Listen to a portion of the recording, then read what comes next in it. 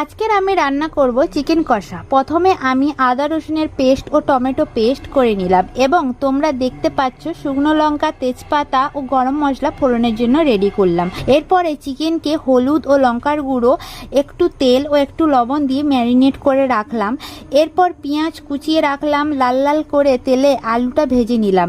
মিক্সারে পেঁয়াজ ও শুকনো লঙ্কা পেস্ট, গরম তেলে শুকনো লঙ্কা, তেজপাতা ও গরম মশলা ফোড়ন দিয়ে পেঁয়াজ কুচি দিয়ে লাল লাল করে ভেজে রাখলাম। এরপর এই পেঁয়াজ ও শুকনো লঙ্কা পেস্ট দিয়ে লাল লাল করে ভালো করে ভেজে নিলাম। তারপর আদা ও রসুনের পেস্ট দিয়ে দিলাম, এটিকে ভালো করে ভেজে নেব। পরে হলুদ ও লঙ্কার গুঁড়ো হালকা করে দিয়ে দিলাম।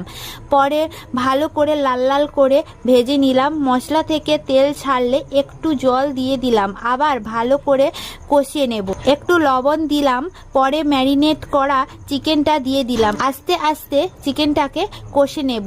পরে ভেজে রাখা আলু দিয়ে দিলাম, আবার ভালো করে কষে নেব। কষাতে কষাতে চিকেনটা প্রায় হয়ে আসবে। পরে অল্প জল দিয়ে দিলাম।